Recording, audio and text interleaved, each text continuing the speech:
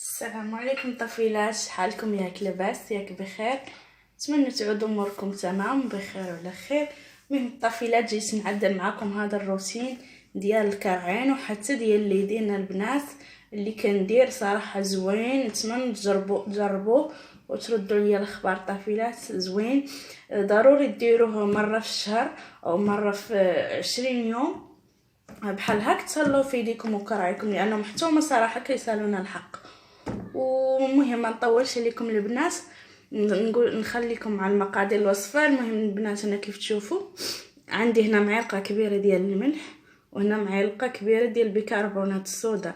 هنا كنت دفيت الماء سابق داك، سخنته شويه، الماء دافي، وغادي نزيد عليه هذا الملح وهاد بيكربونات الصودا على هاد المكونات. المهم طفيلات للاشاره، غتشوفوا هاد البانيو غتقولوا ديال الدراري الصغار، كتغسلوا فيه الدراري الصغار ولا شي حاجه. المهم هاد طفيلات البانيو كان ديال من تختي صغيره، دابا تبارك الله ما شاء الله كبرت، عندها 4 عيمان ما ثلاث كتغسل في هاد البانيو. عندنا محطوط وكنستخدمو انا في بحال هاك الكرعيه ولا فشي حاجه. المهم الطفيلات كيف تشوفوا، من بعد نديرو كرعينا في هاد الماء المدة ديك 20 دقيقة هكاك مع المساج، ونغسلهم وصافي. كيشوفوا الطفيلات، هون درت بعدني درت كرعيه. عندي هاد جيل دوش، نتوما بامكانكم ديروا اي جيل دوش، ماشي بالضروره هذا، ديروا منه شوي على في هذاك الماء. غير سمحوا لي الناس، راني مريضه مروحه، داكشي علاش البارح ما حطيت حتى شي فيديو. مالفه كنحط يوميا فيديو، البارح ما حطيت حتى شي فيديو، كنت غير مريضه البنات. واليوم حيت مني العجز والمرض، قلت ندير، ما يمكنش، ضروري ندير شي وصفات البنات. كنت دايره في بالي ندير هذا الروتين ديال الكرعين واليدين، هو اللي كنت دايره في بالي غندير. واليوم حيت العجز وقمت درتو وصورته لكم شاركته معكم. نتمنى الطفيلات تجربوه وتردوا عليا الاخبار. والله لزين انا كاع كرعيه كانوا مسكينين ضايعين مع الطريق ومع تماره والاهمال. صراحه هذا الروتين فاصله فيه كيف قال صاحبتي توتو. المهم كتشوفوا الطفيلات كندير بحال هاك مده ديك 4 ساعه 15 دقيقه حتى 20 دقيقه. تخلوا فيه رجيلاتكم وما تنسوا حتى ايدياتكم مسكينين كديروا يديكم ورجليكم بحالها.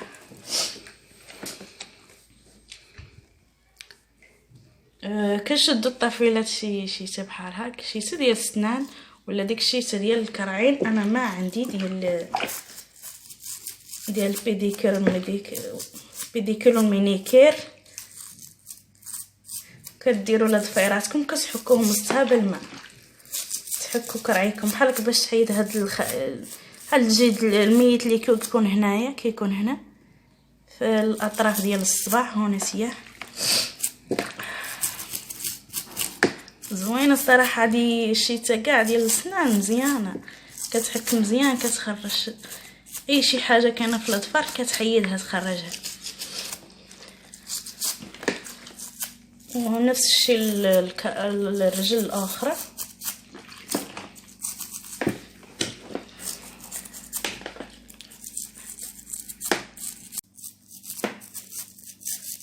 ديروا هاد الطريقه بحال هاك باش يتنقاو حتى الضفار. قربي يتنقاو حتى الضفار. هاد الطريقه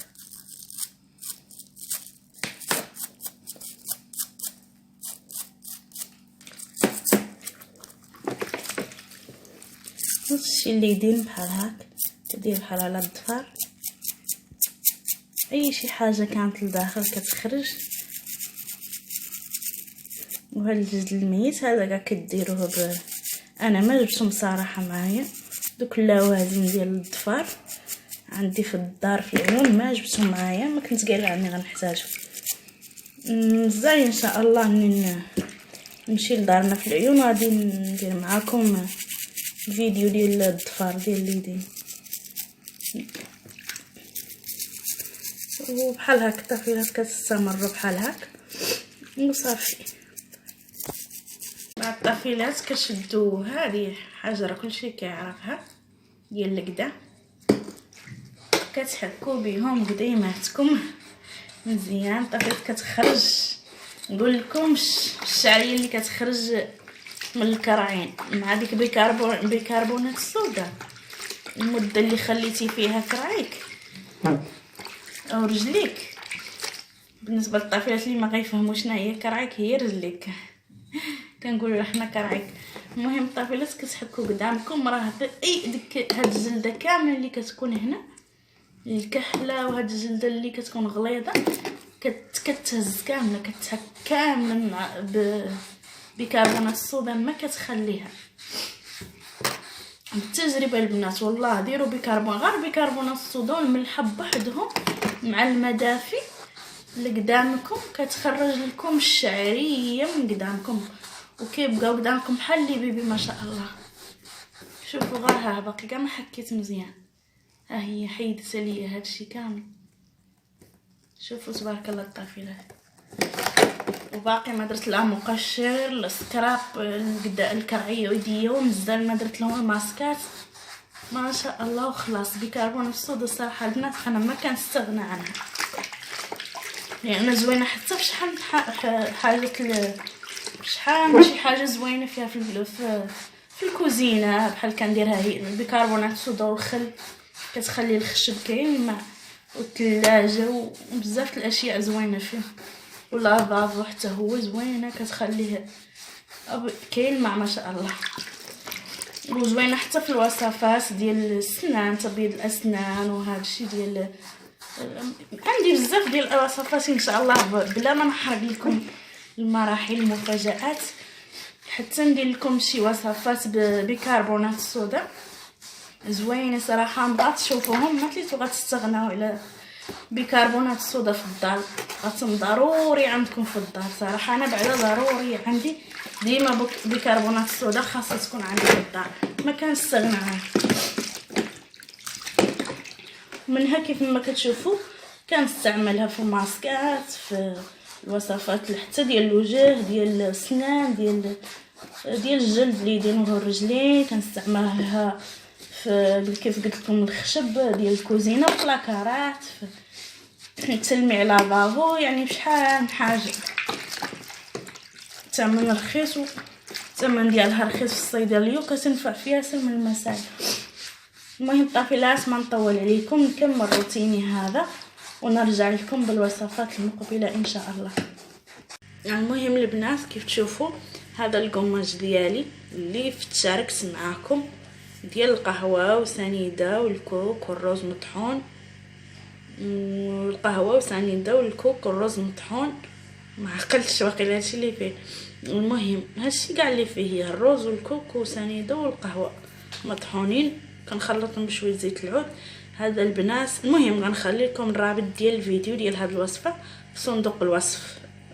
هذه الوصفه اللي قلت لكم ما كنستغناش ليها، كنديرها لوجهي، كنديرها للحمي في الحمام، كنديرها لكل شيء. الطفيلات صراحه واعره، شي حاجه اللي طب هذه الوصفه، هذا المقشر والله تجربوه ما بقيتوش غتستغناو عنه، وراه كيعطي كميه كبيره. راك شفتوا في الوصفه في الفيديو ديال هذا المقشر، غير كاس من الحاجه وجوج كيسان ديال القهوه عطاتني ميكه كبيره ما شاء الله.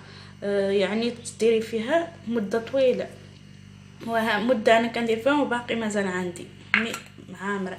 المهم الناس ما نطول عليكم، كندير هذا المقشر كندير مع زيت العود، غادي نديرو لكريعاتي لانه هو ديال الجسم ديال الوجه ديال الجلد، كنديرو الكريعاتي بحال هكا. كنركز على هاد المناطق اللي كتكون كحله، هذا كنركز على هاد المناطق اللي كتكون كحله، هاد الكعب هنا كنقول حنا الكعب، وهنايا كتكون واحد النقطه ثاني كاينه اللي عنده، انا ما عندي هنا اللي عندي شويه وبداو كيغمق اللون ديالها، ولا هنا كتركزي على هنايا.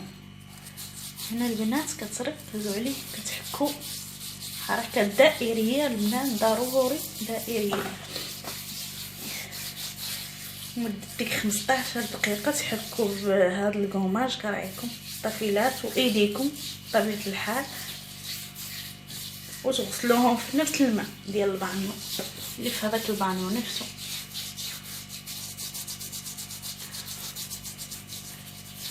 وبحال هاك نبقى ماشيه مولي الطفيلات مع ايديا.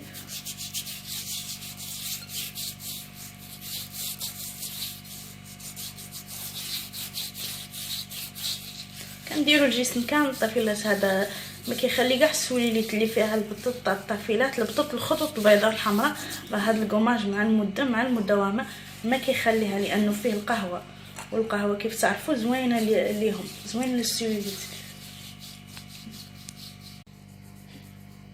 المهم الطفيلات تركزوا على بالنسبه لليدين، تركزوا على هادو الكعب اللي كيكونوا هنا الكحلين، ديري القماج وديري لهم بحال هاك، هادو البلايص كيكونوا كحلين. وهذا القماج راه ما كيخليهم الطفيلات على ضمانتي، مع المداومه ما كيخليهمش، ولا تحكوا عليهم الحامض اللي هما زينه ما كتخليش هادو.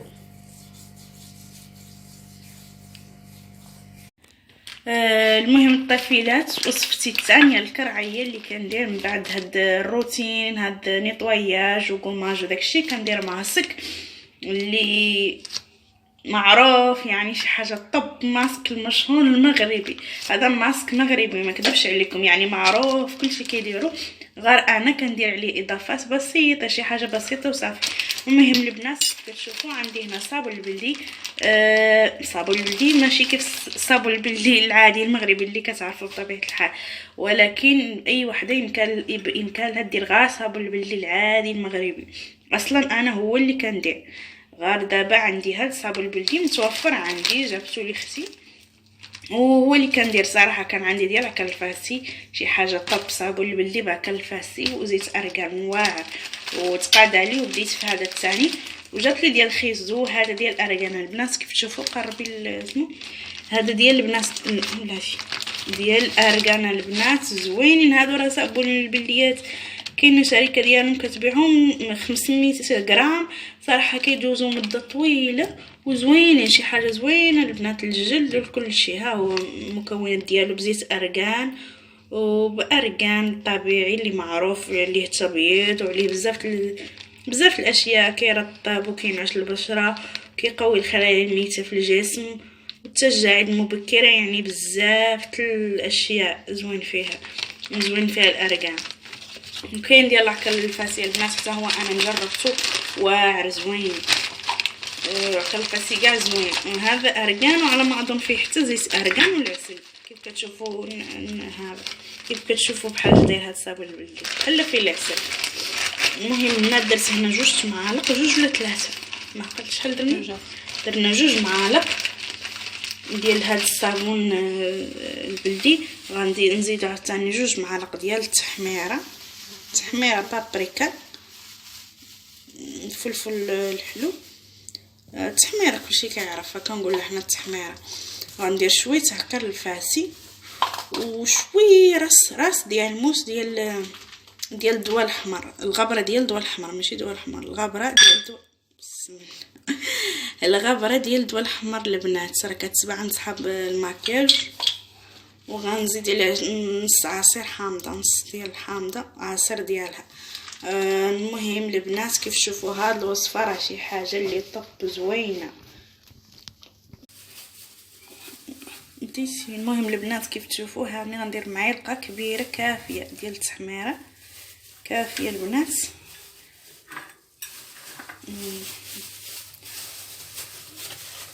ونتمنى البنات تجربوا هاد الوصفه الصراحه والله لزينه.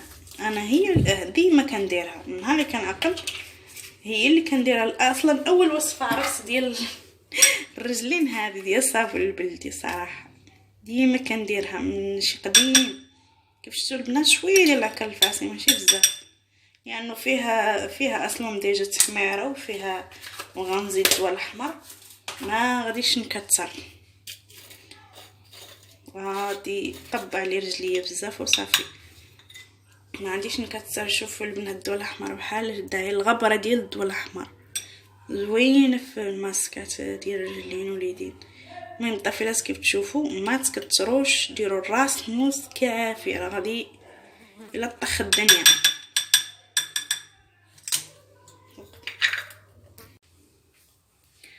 المهم البنات ونعصروا عليه هاد الحامضه نحيدوا لها هاد بطبيعه الحال هذا تنسالي، غنحيد لها هاد الزريعه ديال الحامض. واللي ما بغاش دير الحامض البنات كدير معالق ديال زيت العود، ولكن كنفضل الحامض صراحه. حتى زيت العود زوين، زيت العود هو زيت الزيتون. المهم الطفيلات كيف تشوفوا من بعد منين خلطنا المكونات جاو على هذا الشكل، كيولي على هذا الشكل. كديروا رجليكم، كديروا بلاستيك وكتخلوه مده 20 دقيقه، نص ساعه حتى لساعه، ما كيخسر والو. ديروا شغالات ديال داركم وتخلوه في كراعيكم حتى تكملوا الشغل الدار وتغسلوا رجيلاتكم. وبالصحه والراحه، ونتمنى تجربوا هاد الطفيلات. المهم الطفيلات هذيك الحامضه اللي عصرت على هذا الخليط اللي عصرت هنايا، بامكانكم الطفيلات كيف قلت لكم من قبل، اللي بغات تزيد 2 معالق ديال زيت العود تزيدهم، زيت الزيتون. المهم الطفيلات هذيك الحامضه اللي عصرت هنا، هاد اللب ديالها بطبيعه الحال ما قبل ما نلوحو كنستافد به، كنحك به كيف كتشوفوا. بالنسبه للطفيلات اللي عندهم هنا كحل بزاف، واخا ما عندك كحل، من الافضل تحكي به بحال هاك وتشلي ايديك عاد ديري الوصف، او على رجليك، حتى على رجليك، على دوك الكعب اللي كيعودوا في الكراعين كتحكوا عليهم كيف هاك الحامض مزيان. يستحب ديري شويه سنيده هنا وتحكي، ولكن انا بيا دايره قماصه بداك بلا ما يحتاج السنيده، غنحك بلا ما يحتاج ندير معاها سنيده، نحك غير كيف هاك، غير بالحامض وحده. نحك بالحامض ونغسل يديا ونغسل ايدياتي ونعود ندير هاد الوصفه ديال الصابون البلدي. المهم الطفيلات كيف تشوفوا كرعيه ما شاء الله. من بعد داك المقشر وداك الماء دافي وبيكربونات الصودا وداك الشيء بحال رجعوا، ولكن غير هنا ما عنديش الاضاءه مزيانه، ما كيبان مزيان. المهم الطفيلات هادو الميكاس انا كنشري منهم حزمه، تجبروهم البنات راه غير 5 دراهم 10 دراهم، كيبيعوا منهم بزاف. وشدوهم يا الطفيلات، شدوهم عينيكم مغمضين، راه كينفعوا في بزاف الاشياء في الكوزينه وحتى في الماسكات في الكرعين صراحه زوينين، انا كنستافد منهم. عندي حزمه كبيره صراحه وديما كنديرها في الماسكات وفي داكشي ديال الثلاجه، اللحم، الدجاج، كان بزاف من الاشياء كينفعوني. كيف تشوفوا هون قبضت ميكات بنتيلي، غتقولوا عندي 4 رجلين، قالت صاحبتي غيقولوا عندي 4 رجلين.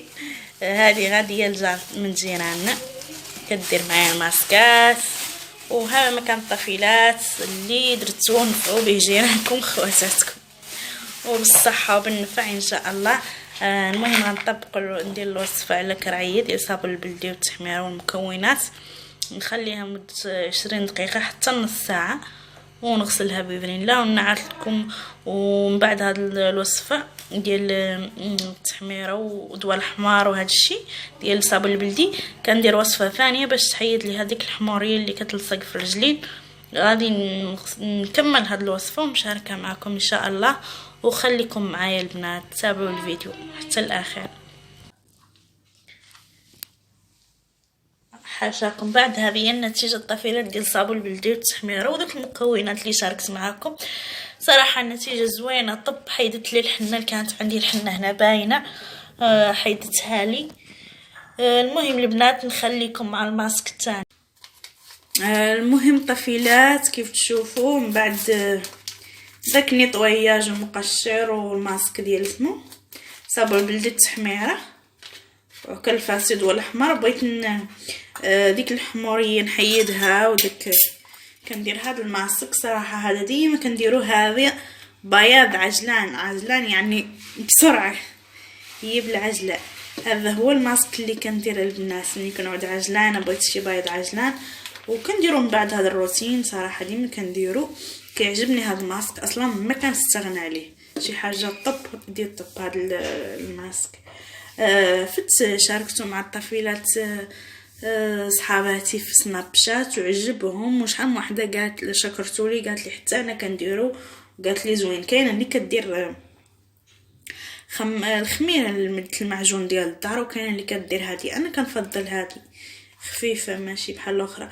وحتى في مرسى الدار ديال المعجون صراحه الا كانت عندي كنديرها، غير ريحتها ما كنحملها صراحه، كندير هذه. وهذه راه رخيصه ما يساويه والو، 10 دريال. المهم البنات كنديروا هذا الماسك فيه خماره حمراء ديال الحلويات. هذا الماسك كنديروا لايديا ورجليا صراحه، ديما كنديروا، ماشي زعما اول مره، هو ديال صابون البلدي. انه كنديروا هذا كادوم كلشي كيعرفوا ديال البيض داك الاصفر ولا هذا. المهم كادوم كديروا البنات كادوم وخماره. كادوم صراحه ما كندير قولي ديك 2 معالق 3 ما كنعبر انا كاع، كندير نيشان، كندير عيني ميزاني الطفيله. المهم كديروا كادوم 3 المعالق كاع، بالتحديد بالتقريب 3 المعالق ديال كادوم وخماره واحده وخماره. كتخلطوهم مزيان البنات، كتخلطوا هاد المكونات. هاد الجيره ما يصلح فيها شي، هاد اللف. كتخلطوا المكونات مزيان، شوف كيطلع كتفاعل الخميره مع سميتو مع الصابون مع الشامبوان كادون، كيتفاعل بحال هكا، كتعطي كميه كبيره صراحه. وهذا اكسجين. خماره حمراء هي بيكنت باودر كيقولوا لها بعض الدول الثانيه. وصافي يمكن لها اللي ما عندهاش كادوم، هاد كادوم في بلادهم دير شي فاندوش، ولكن صراحه هاد كادوم ديال البيض شي حاجه زوينه في التبيض. المهم غندير انا غير شويه، ما غاديش نكثر على البنات، ندير شي معلقه ولا نص معلقه، ما غاديش نعمرها كيف تشوفوا، غير هاد شويه، ما غاديش نكثر.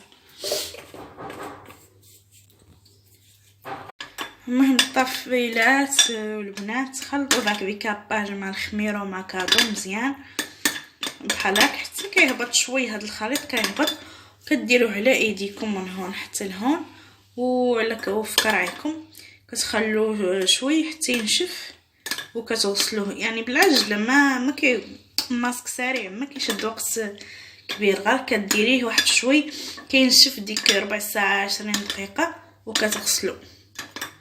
والنتيجه النهائيه راني لين نعتها في الطفيلات ان شاء الله.